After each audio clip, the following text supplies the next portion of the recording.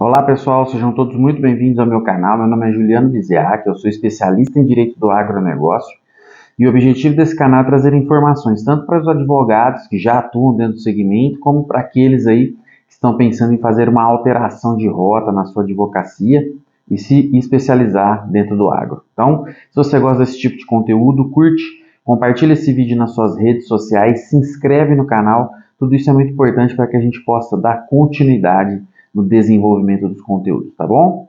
E hoje nós vamos falar sobre um tema importante e que poucos falam aí em vídeos ou tem textos sobre esse assunto, né? Que é a atuação do juízo ou dos juízes de primeira instância no pedido de alongamento da dívida rural, né? Uma orientação para os advogados, né? Quando da atuação no pedido de alongamento da dívida rural frente à justiça de primeira instância. O que acontece? Como vocês sabem, essa matéria, até mesmo o agronegócio, o direito do agronegócio de uma forma geral, o direito agrário, né? Ele não é de conhecimento profundo por parte dos magistrados de primeira instância. Isso tem uma razão, né? Primeiro, da própria formação dos cursos de direito, né? Poucos oferecem a cadeira de direito agrário, principalmente direito do agronegócio, né? Então, na formação acadêmica, já há essa deficiência.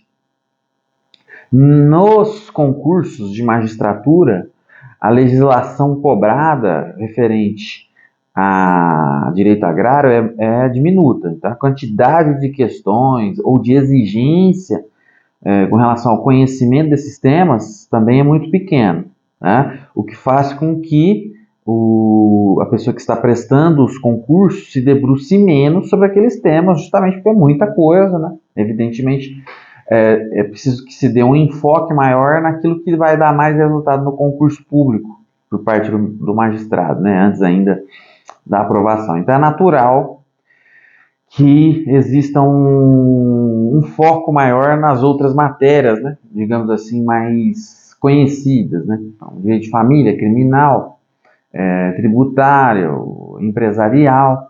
Então são os temas com maior enfoque, né? Direito processual, são os temas de maior enfoque aí e de cobrança por parte dos concursos públicos. E aí, quando vai para a atuação prática, existem algumas comarcas em que a existência de demandas de direito do agronegócio, direito agrário, é pequena, né? Ela não é tão comum assim. Então, isso também leva a uma menor expertise do magistrado com relação ao conteúdo. E aí, na prática, o que a gente tem? Por conta dessa característica, né, dessa situação. Lembrando, não é uma crítica ao judiciário, não, tá? É uma constatação de uma situação que ocorre na prática e como os advogados devem atuar por conta dessa característica.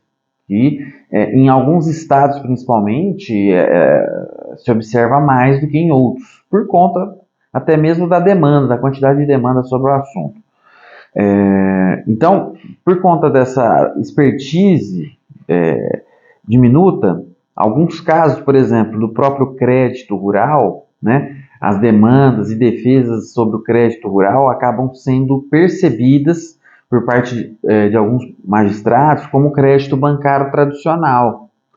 E aí é onde acontecem os erros judiciários nas decisões, tá?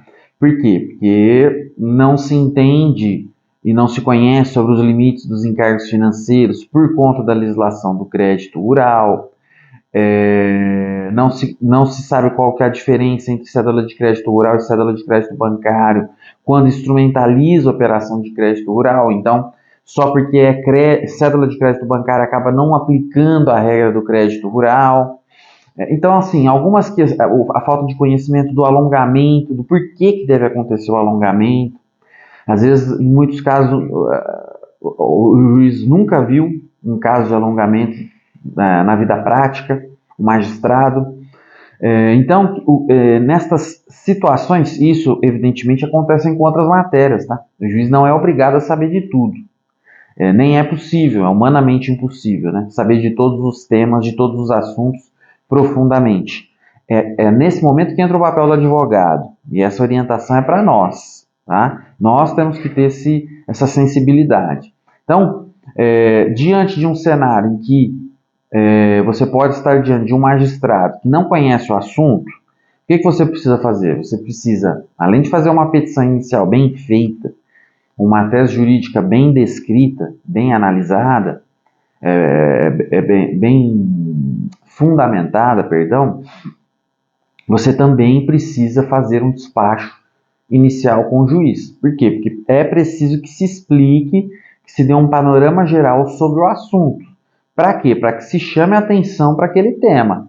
Tá? Então, explicar o contexto do crédito rural, por que ele existe, por que existem aqueles benefícios e por que da razão de existir daquela ação. Né? Por que ela está sendo ajuizada ali naquele momento. O que leva o produtor rural a buscar aquela atuação judicial. Tá? Então, neste tipo de demanda, nesse tipo de ação, que demanda uma expertise muito grande por parte do advogado, ou seja, não é qualquer advogado que vai atuar, quando ela cai lá no Poder Judiciário, é fundamental que você vá até o juízo e faça um despacho explicativo sobre o assunto. Isso vai fazer a diferença. Por quê? Lembrando, o magistrado ele não é obrigado a saber de todas as matérias, é humanamente impossível. Nós estamos falando do crédito rural agora, mas isso se aplica a outros temas. Cabe ao advogado que está patrocinando a causa, que está buscando defender o interesse do cliente, ir lá e explicar, apresentar o tema que talvez o juiz possa não conhecer, para ele entender, assimilar, em cima disso, poder definir, poder decidir. E às vezes, entendendo que se trata de um assunto diferente, né, que demanda uma sensibilidade um pouco maior, se debruçar um pouco mais, estudar, procurar às vezes jurisprudências no tribunal, né? E quando eu falo que essa é uma necessidade frente aos juízos de primeira instância, é porque nos tribunais, normalmente, quando há o recurso, eles são distribuídos para câmaras que já aí sim têm o conhecimento sobre o assunto, porque lá cai nas câmaras especializadas sobre aqueles temas, né?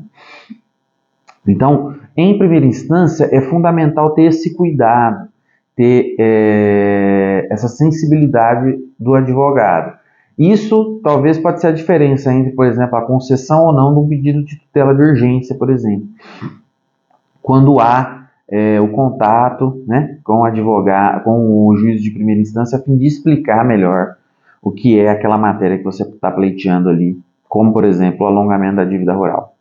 Tá certo? Então eram essas as informações que tinham para passar para vocês hoje. Se vocês gostam desse tipo de conteúdo, curte, compartilha nas suas redes sociais, se inscreve no canal. Tudo isso é muito importante para que a gente possa dar continuidade aos conteúdos. Ok? Um abraço e até a próxima.